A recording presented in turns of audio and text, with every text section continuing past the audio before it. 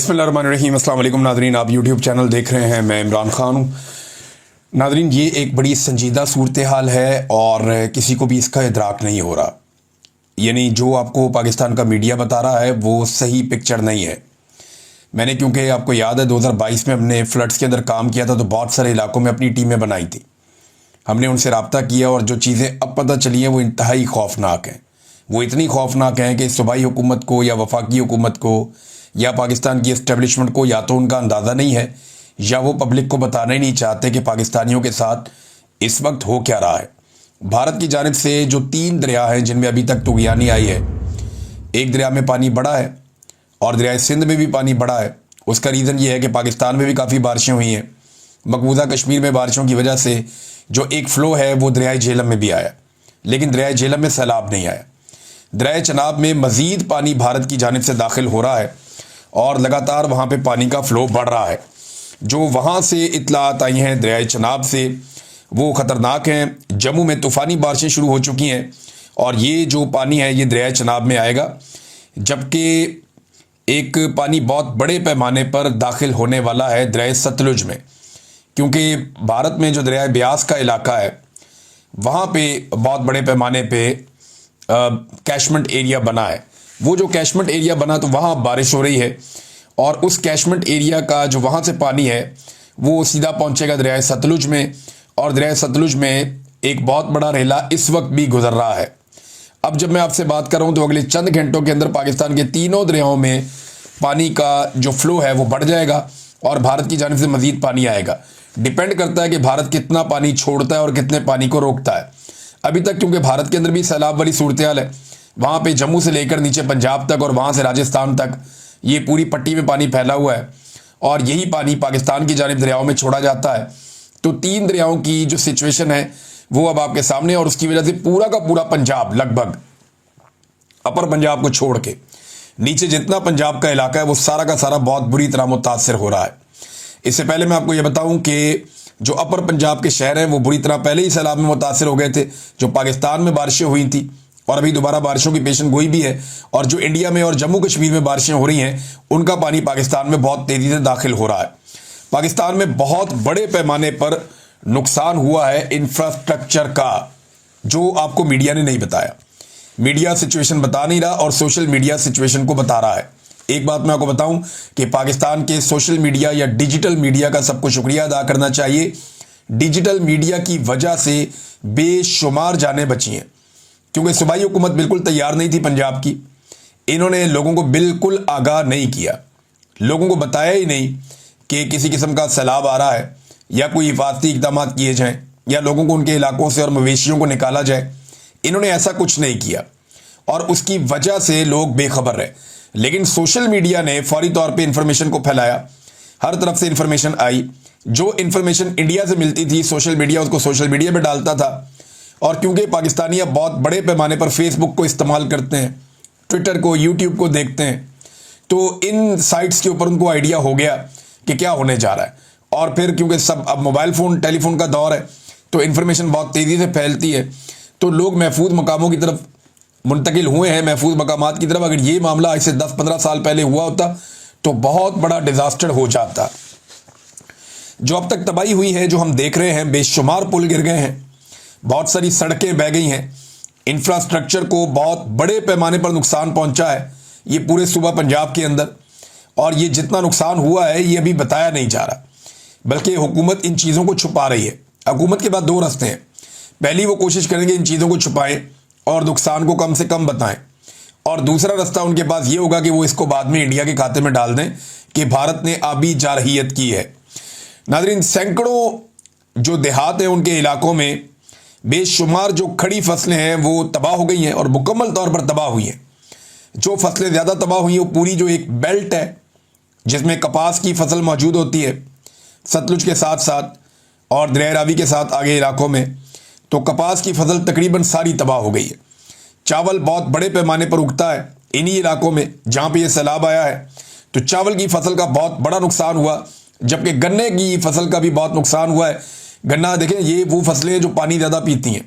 तिलों की जो पैदावार थी वो भी बहुत बुरी तरह मुतासिर हुई है, और पूरे इस रीजन के अंदर जो सब्जियों की सप्लाई लाइन है वो बहुत बुरी तरह इफेक्ट हो गई है। उसकी वजह यह है कि जो सब्जियां हैं वो शहरों के आसपास जो देही इलाके हैं वहाँ पे सब्जियां उगा के मार्केटों में पहुंचाई जाती हैं, ताज़ा सब्जी। और अब सब्जियों की सूरत हाल ये है कि फ्लड का पानी आने की वजह से वो तबाह हो गई हैं और सब्जियों की कीमत भी मार्केट के अंदर एकदम बढ़ गई है। लोगों के मवेशी बहुत बड़े पैमाने पर मारे गए हैं।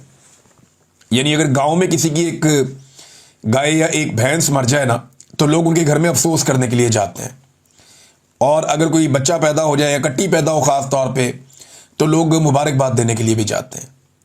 लेकिन यहाँ भेड़ बकरियों को तो आप छोड़ दें, जो गायें हैं, जो भैंसें हैं, वो बड़े पैमाने पे हलाक हो रही हैं।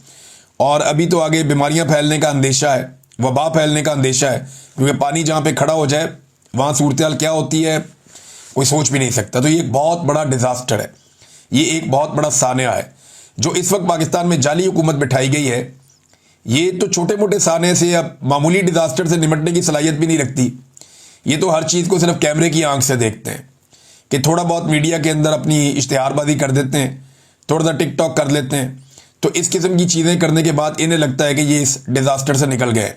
लेकिन ये जितना बड़ा सानिया है, इस सानिया के ऊपर इससे बड़ा सानिया ये है कि पाकिस्तान की मिलिट्री एस्टेब्लिशमेंट ने एक जाली हुकूमत पाकिस्तान पर मुसल्लत की हुई है, जो इतने संजीदा हालात में भी जाली कार्रवाइयाँ डाल रही है।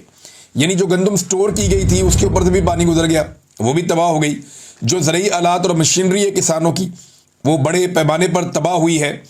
तो अब मरीम नवाज साहबा पहुंची। देखें ना, इस मौके पर भी अगर कोई सियासत करे और इस मौके पर भी अगर कोई टिकटॉक्स बनाए या कोई इस तरह की कार्रवाइयाँ डाले तो उसको आप क्या कहेंगे? क्या वो इंसानियत भी है उसके अंदर? ये वजीराबाद पहुंची मरीम नवाज साहबा और नून लीग के कारकुनों से मिली। अब ये मीडिया ने साबित कर दिया, यानी जो पाकिस्तान का रवायती मीडिया वो साबित करना चाह रहा था नहीं मरीम नवाज बड़ी कुर्बानी दे रही है, पहुंच गई सलाम मुतासरीन के पास वजीराबाद।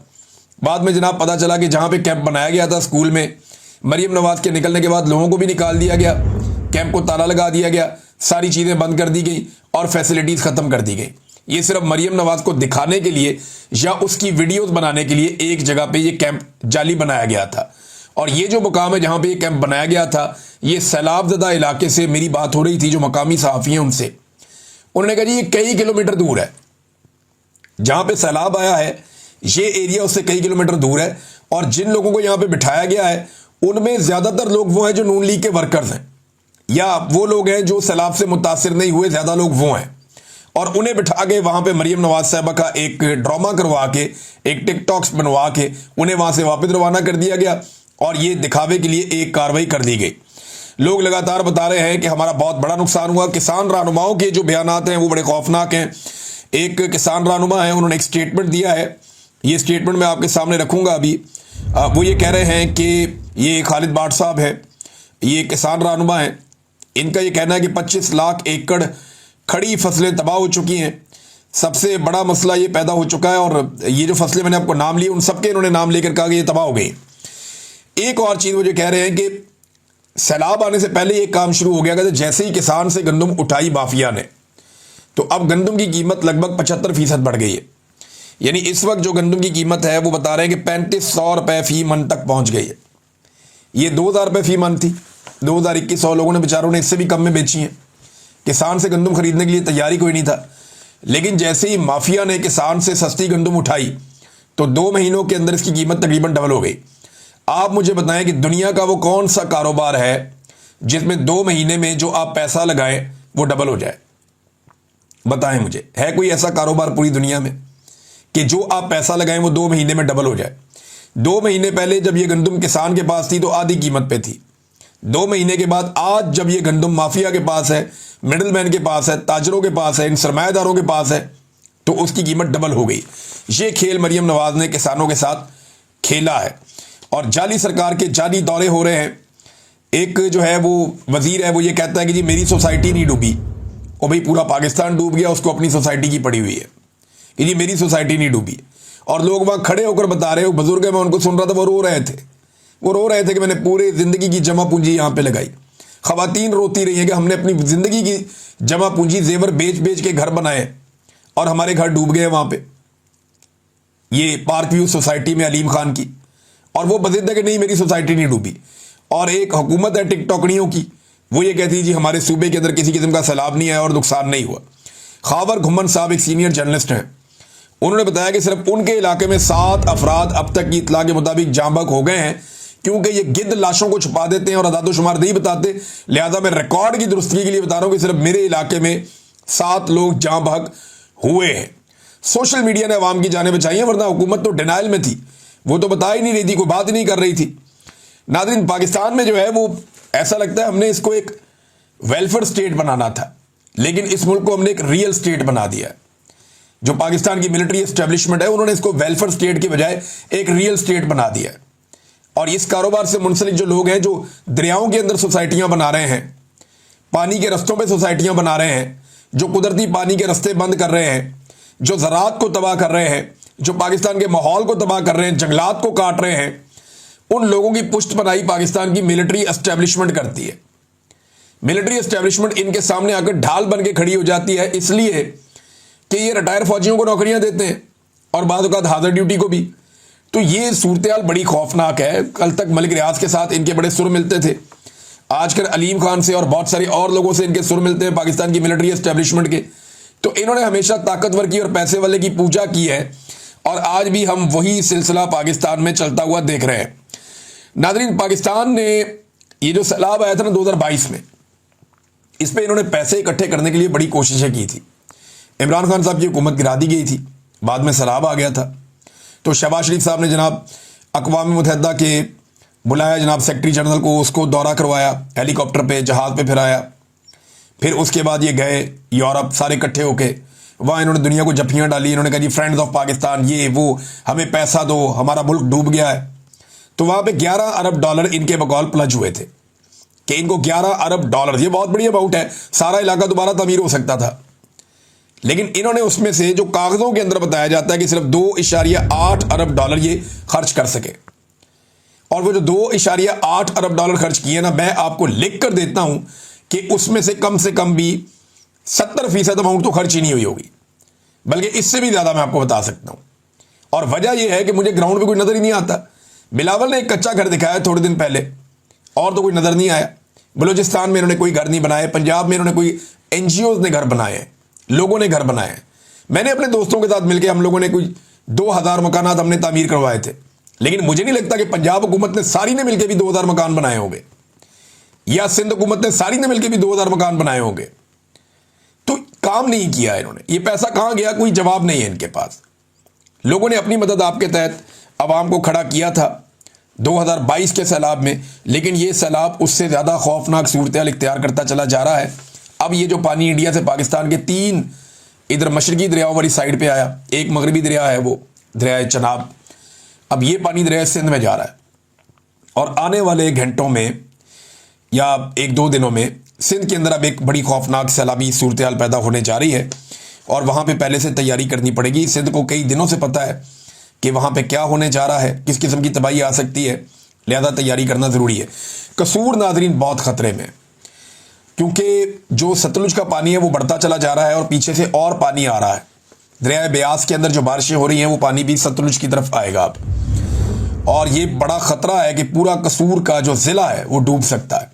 अब इस ज़िले को बचाने के लिए करना क्या होगा, बहुत बड़ी ज़रई ज़मीनों को मुकम्मल तौर पे तबाही की नज़र करना पड़ेगा।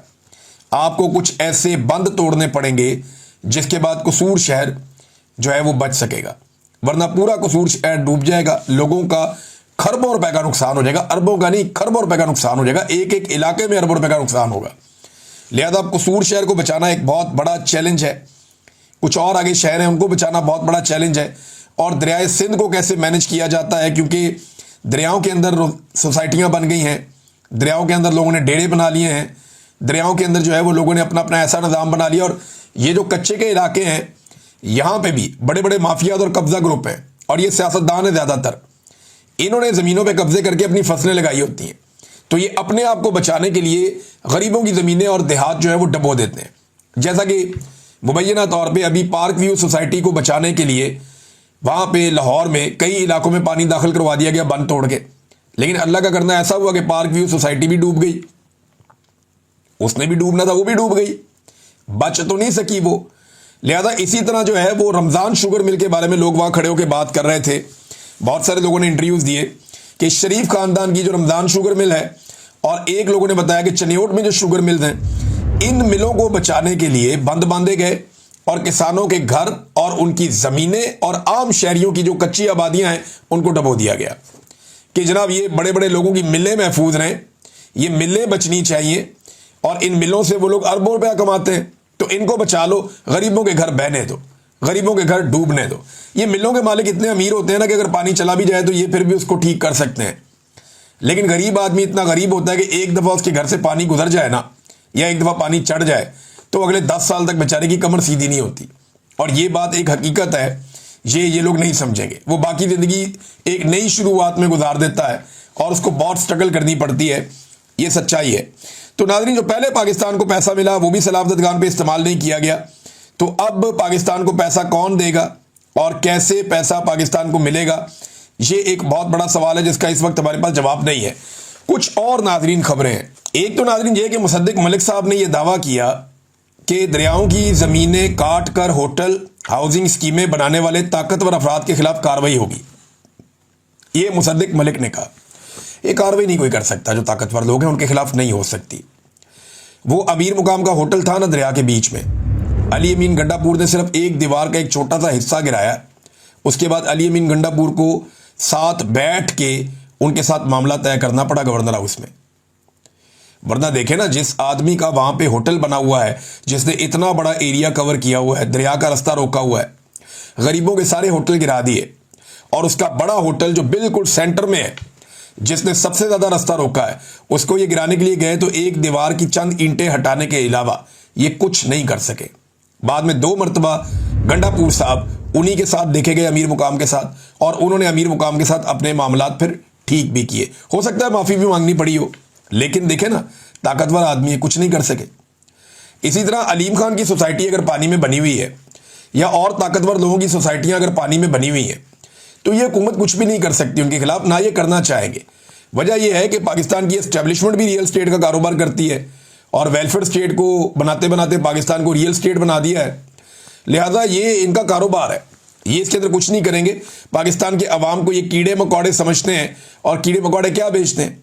इनकी तवज्जो किस तरफ है, जरा ये खबर देखें आप। ये खबर जनाब अमेरिका से आई है। पाकिस्तान जो है वो मिलियंस ऑफ डॉलर्स खर्च कर रहा है लॉबिंग पे, कि जनाब अमेरिका की नज़र में खुद को अच्छा साबित कर दे और अपने आप को अमेरिका का एक बेहतरीन इत्तेहादी साबित कर दे। और ये हो रहा है जनाब मौजूदा रजीम में। आसिम मुनीर साहब, मोहसिन नकवी साहब, इसाक डार साहब, दिन रात इसके ऊपर मेहनत की जा रही है। यहाँ पे तफसीलात भी छाप दी गई अमेरिकन वहाँ पेपर में कि क्या टाइमलाइन क्या है, 2025 में पाकिस्तान ने लॉबिंग के लिए कितने कितने पैसे दिए। ये जनवरी 17 की पेमेंट है, अप्रैल 8 की है, और ये पेमेंट भी देख लेना मिलियंस के अंदर है। यहाँ पे एक ये $2 लाख एक है, $25,000 एक है, और जनाब $50,000 एक है, $2 लाख एक है, $1 लाख एक है, और ये 2 अमाउंट्स और हैं बड़ी बड़ी।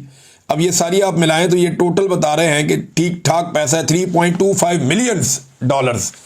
ये इन्होंने जनाब साइन किए हैं वहाँ पे लॉबिंग फर्म्स के साथ, और ये डाटा अब मौजूद है जो फारा की वेबसाइट है अमेरिका की, वहाँ जाके आप पढ़ सकते हैं। तो वो डाटा ये बताता है कि सूरत हाल पाकिस्तान के लिए बेहतर बनाने के लिए और अमेरिकन हुकूमत के सामने अपना इमेज बिल्डिंग करने के लिए पाकिस्तान के मौजूदा रजीम ने पाकिस्तानियों का जो टैक्स का पैसा है वो किस तरह से अमेरिका में लुटाया है। इसका फ़ायदा क्या हुआ वो मैं आपको बताऊंगा आने वाले अभी वीलॉग्स के अंदर। कुछ डेवलपमेंट्स अमेरिका में हुई हैं वो मुझे आपके साथ शेयर करनी है, लेकिन एक चीज़ मुझे आपको बतानी है। देखिए, जितनी मर्जी मुखालफत हो या जो मर्जी हो, बात ठीक करनी चाहिए। इंजीनियर मोहम्मद अली मिर्ज़ा के साथ मुझे ऐसा लगता है कि ज़्यादती हो रही है। खबर मैंने आपको पहले सुना दी थी, मैंने पूरा वो केस देखा है। मौलाना तारिक मसूद साहब को भी मैंने सुना, 2-4 और उलमा को मैंने सुना। तो अब मौलवी जो है ना वो इंजीनियर मोहम्मद अली मिर्ज़ा के खिलाफ अपना स्कोर सेटल करना चाह रहे हैं, ऐसा लगता है। इंजीनियर मोहम्मद अली मिर्ज़ा को आप कुछ भी कहें, लेकिन आप उन्हें गुस्ताखे रसूल कैसे कह सकते हैं। मौलाना तारिक मसूद साहब ने कहा कि ये उन्होंने एक किसी और की बात सुनाई है और किसी और की तरफ रेफर किया है।